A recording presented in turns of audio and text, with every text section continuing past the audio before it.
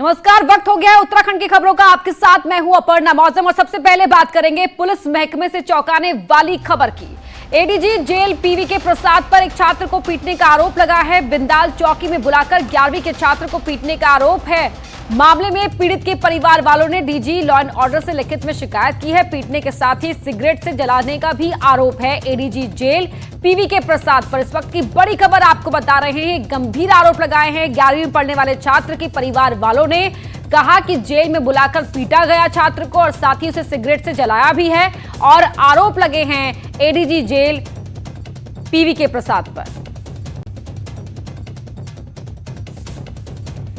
सतेंद्र बर्तवाल हमारे सहयोगी phone line पर जुड़ गए। सतेंद्र, क्या जानकारी है, कब का यह मामला है, किस मामले में छात्र को बुलाया गया और क्या आरोप लगा रहे हैं परिजन? अपर्णा, ये पुलिस महकमे का एक अनोखा मामला आज देखने को मिला, जहां सीनियर आईपीएस जो पीवी के प्रसाद हैं, इनसे जुड़ा ये मामला है, जिसमें पीड़ित जो पक्ष है इसका कहना है कि उनके बेटे को बिंदाल चौकी में बुलाकर उनको पीटा गया। मामले में पीड़ित पक्ष ने पहले डीजी अशोक कुमार से मुलाकात की, जिन्होंने अपनी शिकायती पत्र वहां दिया। उसके बाद डीआईजी अरुण मोहन जोशी से भी ये पीड़ित पक्ष मिला और जिसके बाद डीआईजी अरुण मोहन जोशी ने पूरे मामले की जांच एसपी सिटी को दे दी है, जिसके बाद ही पता चल पाएगा कि आखिर क्या कुछ मामला था, क्यों ऐसी घटना घटी। लेकिन ये भी बताया जा रहा है कुछ पर्सनल मामला बताया जा रहा है, जिस कारण ये पूरी घटना घटी है। जी, तो जांच के आदेश तो दे दिए गए हैं, जांच कब तक की जाए इस बारे में कोई डायरेक्शन? अपर्णा, क्योंकि मामला कल देर शाम का है, आज पीड़ित पक्ष पहुंचा है, इसके बाद आज ही जांच की रिपोर्ट जांच के लिए डीआईजी अरुण मोहन जोशी ने एसपी सिटी को दे दी है। लेकिन ये देखें, यही सबसे बड़ा सवाल रहेगा कि जांच में किस तरीके का फाइंडिंग निकलेंगे या क्या कुछ रहेगा। पूरे आरोप पर जो आरोप लग रहे हैं छात्र के परिवार वालों की ओर से पीवी के प्रसाद पर, उनका क्या कोई वर्जन सामने आया है, उन्होंने कुछ कहा हो इस पर?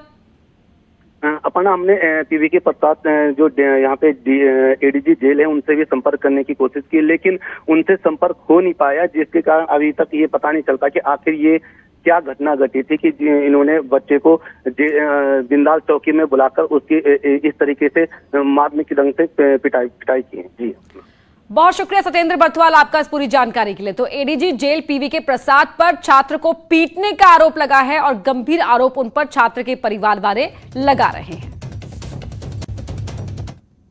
और अब बात करते हैं बारिश की। प्रदेश में बारिश से फिलहाल राहत मिलने की उम्मीद कम ही दिखाई दे रही है। एक बार फिर मौसम विभाग ने 13 अगस्त से प्रदेश के ज्यादातर हिस्सों में भारी से भारी बारिश की चेतावनी जारी की है। मौसम विज्ञान केंद्र के निदेशक विक्रम सिंह के मुताबिक 13 और 14 अगस्त को उत्तराखंड के ज्यादातर हिस्सों में भारी से बहुत भारी बारिश के आसार हैं। विक्रम सिंह के मुताबिक कुछ जगहों पर एक्सट्रीम रेनफॉल के आसार नजर आ रहे हैं। वहीं इन दोनों ही दिन ज्यादा यात्रा नहीं करने की सलाह दी गई है, क्योंकि लैंडस्लाइड और रोड ब्लॉक की घटनाएं ऐसे वक्त में बढ़ जाती हैं। संभावना है एका दुक्का जगहों में, जैसे कुमाऊं रीजन के जो डिस्ट्रिक्ट है, आपके पिथौरागढ़ है, बागेश्वर है और नैनीताल, चंपावत, तो इनमें संभावना है कि कहीं कहीं पर भारी बारिश भी मिल सकती है। इसके साथ साथ गढ़वाल रीजन में बात करें तो देहरादून डिस्ट्रिक्ट में भी लग रहा है कि एका दुक्का जगहों में यहाँ भी भारी बारिश आज मिल सकती है। वहीं सचिव आपदा प्रबंधन एसए मुरुगेशन का कहना है कि भारी बारिश को देखते हुए शासन ने सभी जिलाधिकारियों को अलर्ट पर रहने के निर्देश जारी किए हैं। नदियों के बढ़ते जलस्तर को लेकर सिंचाई विभाग, एसडीआरएफ और एनडीआरएफ को भी दिशा निर्देश जारी किए गए हैं।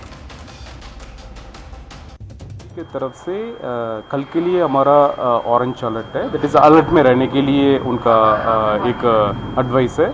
और परसों के लिए रेड अलर्ट है, दैट इज हमको एक वार्निंग वो जारी है पूरा स्टेट के लिए। सो सभी डीएम्स को और कमिश्नर्स को हमारा तरफ से उसका इंटीमेशन चला गया है। सो ऑलरेडी हमारा स्टार्टिंग फ्रॉम डिस्ट्रिक्ट पुलिस से लेकर एसडीआरएफ और एनडीआरएफ सारे डिप्लॉयड है, और district administration other line departments है, वेदर इट्स पीडब्ल्यूडी हो, बीआरओ हो या एनएचओ, सभी को अलर्ट में रहने के लिए हमारा तरफ से इंस्ट्रक्शन ऑलरेडी चला गया है। और अब बात हल्द्वानी की, जहां गौला नदी की उफनती हुई लहरों में एक गाय फंस गई, जिसे कड़ी मशक्कत के बाद रेस्क्यू किया गया। हल्द्वानी की गौला नदी की उफनती हुई लहरों में गाय फंस गई। नदी की धार इतनी तेज थी कि वो अपने साथ कुछ भी बहा सकती थी। इस गाय के लिए कुछ पुलिस वाले मसीहा बनकर आए 2 पुलिस वाले तैरकर दूसरे छोर पर फंसी गाय तक पहुंचे।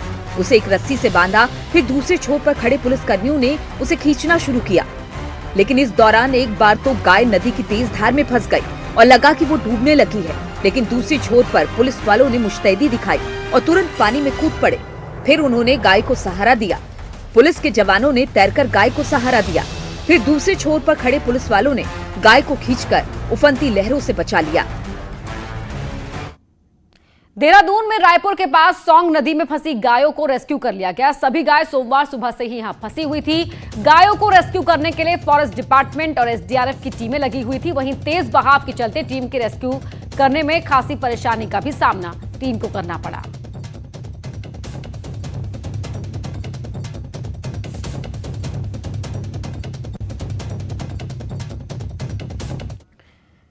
रुद्रप्रयाग में भारी बारिश के कारण केदारनाथ जाने वाला नेशनल हाईवे बंद है। गाड़ियां जहां की तहां खड़ी हैं, लेकिन घर जाना जरूरी है। ऐसे में रुद्रप्रयाग के बांसवाड़ा से एक वीडियो हम आपको दिखा रहे हैं, जिसमें आप देख सकते हैं कि बांसवाड़ा की जिस पहाड़ी से लगातार भूस्खलन हो रहा है, लोग अब उसी पहाड़ी से अपनी जान जोखिम में डाल रहे हैं।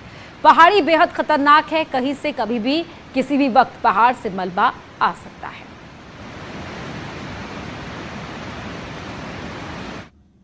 पिथौरागढ़ में भारी बारिश की वजह से सड़कें और पुल सब कुछ जमींदोज हो गया है, जिसकी वजह से बीमार लोगों को अस्पताल पहुंचाने के लिए लोग अपनी जिंदगी तक को दांव पर लगा रहे हैं।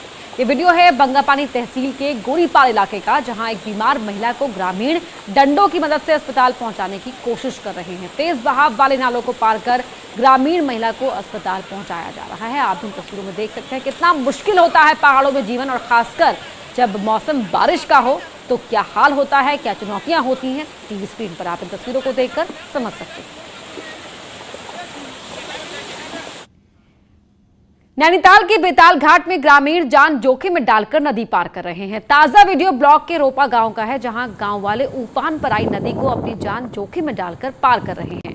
यहां पिछले 20 सालों से गांव वाले पुल बनाने की मांग कर रहे हैं, लेकिन आज तक एक अदद पुल यहां नहीं बन पाया है। हालांकि पिछली सरकार में 2 बार यहां पुल का उद्घाटन किया गया, लेकिन हालात अब भी जस के तस हैं। तो उत्तराखंड के पहाड़ी क्षेत्रों में लगातार हो रही बारिश का असर मैदानी इलाकों में देखने को मिल रहा है। भारी बारिश के कारण गंगा नदी उफान पर है, और इस बार हरिद्वार में गंगा अलर्ट लेवल के निशान को पार कर 293.70 मीटर पर बह रही है। 294 मीटर को डेंजर लेवल माना गया है, यानी गंगा का जलस्तर खतरे के निशान से महज 30 सेंटीमीटर नीचे है। वहीं सिंचाई विभाग ने गंगा सटे इलाकों में अलर्ट जारी कर दिया है। समय 293.70 है, जो कि हमारे अलर्ट लेवल से काफ़ी बढ़ा हुआ है, और गंगा का जो डेंजर लेवल है वो 294 है, तो लगभग जो है डेंजर लेवल के नज़दीक है। खबर उत्तरकाशी से है, जहां गंगोत्री नेशनल हाईवे गंगनानी और थिरांग में सड़क पर मलबा आने से 2 जगह बंद है। वहीं बीआरओ के कर्मचारी जेसीबी मशीन से मार्ग खोलने में जुटे हुए हैं। पूर्व सीएम हरीश रावत ने पिथौरागढ़ की मुनस्यारी तहसील के आपदाग्रस्त इलाकों का दौरा किया। तहसील मुख्यालय के साथ हरीश रावत ने चीन सीमा के करीब ढापा गांव का भी दौरा किया। इस दौरान उन्होंने आपदा प्रभावितों का दर्द साझा किया। और हमारे साथ खुद फोन लाइन पर जुड़ गए हैं पूर्व सीएम हरीश रावत। हरीश रावत जी, बहुत बहुत स्वागत है आपका। जी, मैं कृष्ण जन्माष्टमी की आपके सभी श्रोताओं को धन्यवाद, बधाई देता हूं। और कल और आज मैं मुनस्यारी और धारचूला विकासखंड के बॉर्डर के विकासखंड है, वहाँ के आपदाग्रस्त गांवों के लोगों से मिलने के लिए गया था।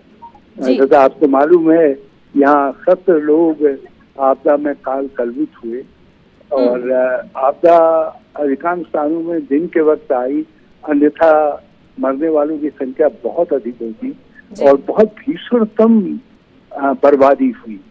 इतनी भयंकर आपदा जो है केदारनाथ त्रासदी के बाद शायद ये दूसरी सबसे भीषणतम आपदा होगी, भूस्खलन होगा, जो जिसमें गांव के गांव तबाह कर। मैं ढापा गांव बड़ा सुंदर गांव है, जंगल से हरा भरा गांव, आधुनिक तकनीक के मकान भी लोगों ने बना रखे थे, लेकिन अब पूरा गांव यदि विस्थापन नहीं किया जाएगा तो हर समय उनका जीवन खतरे में पड़ा हुआ है। जी। यही स्थिति आपके सभी गांवों की है लगभग। अभी मैं एक मोरी गांव, इतना सुंदर गांव था, मैं परसों उसको देख के आया। वहां से लेकर के हमारे ये लुंगटी और ये सब गांव जितने हैं सड़क के किनारे, बहुत अच्छा है। इतना अच्छा रास्ता, बिल्कुल सपाट रास्ता था, जंगल था, वो था। आज देख करके समझ ही में नहीं आता कि इतने बड़े बड़े बोल्डर की भीषण आपदा कहाँ से चल करके आ रही। हरीश जी, मौसम विभाग की ओर से तो ये अलर्ट भी जारी किया गया है कि प्रदेश में आने वाले दिन और चैलेंजिंग हो सकते हैं। अगर हम मौसम के लिहाज की बात करें तो क्या आपने पाया इस दौरान जो प्रभावित लोग थे, क्या उनकी मांग मुख्य तौर पर रही, और क्या आने वाले दिनों में भी आप इस तरह दौरे करते रहेंगे? देखिए, विस्थापन सीमांत जनपदों के कई गांवों का सबसे प्रमुख मुद्दा है। बल्कि मैंने अपनी समय में भी 347 गाँव को एक कैटेगरी के मान करके भारत सरकार से कहा था कि इनका तराई में कहीं विस्थापन कर दीजिए, और 100-125 के करीब गांव जो है जो बी कैटेगरी के थे, हमने कहा उनको लोकली जहाँ 8, 10, 5, 7 घरों को सुरक्षित स्थानों को बसाना था। लेकिन अनंतोगत्वा हमको वही रास्ता अपनाना पड़ेगा। मगर इस समय हमको बहुत उदारता पूर्वक लोगों की मदद करनी पड़ेगी ताकि लोग जिंदगी जीने का हौसला खड़ा कर सकें। इस आपदा को देखने के बाद जब मुझ जैसा व्यक्ति जो जीवन में आपदाएं झेलता आया, मेरा हौसला टूट रहा है, बिल्कुल, तो मनोबल बढ़ाने की आवश्यकता है जी। असमर्थ पा रहा हूँ जिनका सब कुछ बर्बाद हो चुका है। जी हरीश रावत जी, बहुत बहुत शुक्रिया आपका हमसे बातचीत करने के लिए। हरीश रावत जो लगातार दौरे कर रहे हैं, तस्वीरों में भी आप देख सकते हैं यहाँ पर कहते हुए कि हमें उन तमाम लोगों का हौसला बढ़ाने की आवश्यकता है जो लोग इस आपदा से प्रभावित हुए हैं, जिनका जीवन पूरी तरह से अस्त व्यस्त हो गया है। और अब खबर देहरादून से, जहां विधायक हरबंस कपूर का लोगों ने घेराव किया। कैंट इलाके में जलभराव की समस्या से परेशान लोगों ने विधायक का घेराव किया। आम आदमी पार्टी के नेतृत्व में स्थानीय लोगों ने घेराव किया और समस्या के जल्द समाधान की मांग की। वहीं इस दौरान विधायक और आम आदमी पार्टी के प्रदेश प्रवक्ता के बीच बहस भी हुई। पंचायतों को चतुर्थ राज्य वित्त की 5वीं किश्त जारी हो गई है। ग्राम पंचायतों को 9 करोड़ 65 लाख रुपए जारी किए गए हैं। वहीं क्षेत्र पंचायतों को 7 करोड़ 23 लाख रुपए की रकम जारी की गई है। जिला पंचायतों को 14 करोड़ 21 लाख रुपए रिलीज किए गए हैं। वित्त सचिव अमित नेगी ने ये आदेश जारी किए। श्रीनगर गढ़वाल के निकट कीर्तिनगर ब्लॉक स्थित मलेथा गांव में बीते शुक्रवार को गुलदार ने महिला को शिकार बनाया था। वहीं मलेथा के पास बड़ोला गांव में भी गुलदार ने एक महिला पर हमला किया, जिसके बाद गुलदार को आदमखोर घोषित कर दिया गया। अब मशहूर शिकारी जॉय वकील ने भी गुलदार से निपटने के लिए अपना मोर्चा संभाल लिया है। तैनात हो चुके हैं और अब हमारे पास उसको पिंजरे में पकड़ने या उसको नष्ट करने की परमिशन आ चुकी है। इनके पैर के पिछले हिस्से पे एक नाखून के निशान गुलदार के द्वारा लगाए गए हैं। खटीमा में 60 कोरोना पॉजिटिव मरीजों को 10 अगस्त को पंतनगर विश्वेश्वरैया भवन में के हॉस्टल में शिफ्ट करने के साथ ही पॉजिटिव मरीजों के साथ उनके साथ नेगेटिव आए बच्चों को भी साथ रखने का मामला सामने आया है। मरीजों के धरना प्रदर्शन के बाद मामला संज्ञान में आया। मामला बेहद गंभीर होने के बाद न्यूज 18 के सवाल पर स्वास्थ्य महकमे में हड़कंप है, जिसके बाद उधम सिंह नगर के सीएमओ ने बच्चों के साथ आए परिवार को होटल में शिफ्ट करने के निर्देश दे दिए हैं। साथ ही ऐसे मामलों में होम क्वारंटीन करने की बात कह रहे हैं। हमारे साथ खटीमा से जितने लोग भी आए थे उसमें से 3-4 लोग हमारे ऐसे लोग हैं जिनको बैक पेन की दिक्कत थी, उनके लिए भी कोई समस्या का समाधान नहीं हुआ। और आज सुबह जब हमारे लिए नाश्ते की उसकी व्यवस्था नहीं की गई तो हम लोग धरने पे बैठे। धरने पे भी हमारी कोई समस्या का कोई विशेष समाधान नहीं हुआ। 50-60 लोग आए हैं वहाँ से, मैं वहाँ पे गया, विवाद सुलझ गया है, मैंने देखा बच्चे हैं तो मैं उनको जो है तुरंत मैंने होटल शिफ्ट करने के लिए आदेश दे दिए हैं। और दूसरी चीज़ मैं उनको होम क्वारंटाइन की देख रहा हूँ। अगर वो होम क्वारंटाइन मानक में आएंगे तो मैं उनको तुरंत होम क्वारंटाइन कर दूंगा। उधम सिंह नगर की पंतनगर यूनिवर्सिटी में क्वारंटीन किए गए कोरोना संक्रमित मरीजों ने हंगामा किया। मरीज क्वारंटीन सेंटर के बाहर जमा हुए और धरने पर बैठ गए। मरीजों का आरोप था कि क्वारंटीन सेंटर में खाने पीने और टॉयलेट से जुड़ी दिक्कतें हैं, जिससे बच्चों को लेकर हर कोई परेशान है। मरीजों के प्रदर्शन की जैसे ही खबर प्रशासन को लगी, प्रशासनिक टीम मौके पर पहुंची और उन्हें समझा बुझाकर शांत कराया। देहरादून से खबर है, जहां बिना ड्यूटी सैलरी लेना एक पुलिस जवान को भारी पड़ गया। शिकायत के बाद जांच में आरोप सही पाए गए। हरिद्वार में एक शख्स ने इसकी शिकायत की थी। वहीं मामले में इंस्पेक्टर महेश जोशी और मुंशी मनोज कुमार को भी दोषी माना गया। उन्हें लाइन हाजिर कर दिया गया। वहीं रिटायर्ड सिपाही से रिकवरी के आदेश भी दे दिए गए हैं। जांच में पाया गया है कि जो तत्कालीन थाना प्रभारी थे और जो उस समय वहाँ मुंशी थे, उनकी जो लापरवाही है उसके कारण ये बात हुई है। तो इसके संबंध में उनको तत्काल पुलिस ने हमने संबद्ध कर दिया है और जो आगे विभागीय कार्रवाई है इस पर देहात को दी गई है। और जो संबंधित कर्मचारी है जो इतने लंबे समय तक अनुपस्थित था, उसको जो रिटायरमेंट बेनिफिट्स हैं उनसे रिकवरी के लिए काम नहीं बरतने के सिद्धांत पर नोटिस जारी किया गया है। और इस वक्त की बड़ी खबर आपको बताते देहरादून से है, जहां लचर नौकरशाही पर सरकार सख्त हो गई है। सीएम त्रिवेंद्र सिंह रावत ने दिखाया कड़ा रुख। एक ही अनुभाग में टिके अधिकारियों का ट्रांसफर किया जाएगा। अब शुक्रवार शाम तक ट्रांसफर ऑर्डर जारी करने के निर्देश दिए गए हैं। पेंडिंग फाइल, सुस्त कामकाज पर सीएम ने आज बैठक ली और इस बैठक में काफी सख्त नजर आए सीएम त्रिवेंद्र सिंह रावत। एक ही विभाग में जो अधिकारी लंबे समय से टिके हुए हैं, उन अधिकारियों का ट्रांसफर किया जाएगा। जो फाइलें पेंडिंग पड़ी हुई थी, लगातार सुस्त हो रहा था कामकाज, उसके मद्देनजर सीएम ने यह बैठक ली और यहां सख्त नजर आए सीएम त्रिवेंद्र सिंह रावत। और इस बुलेटिन में इतना ही। खबरें जारी हैं।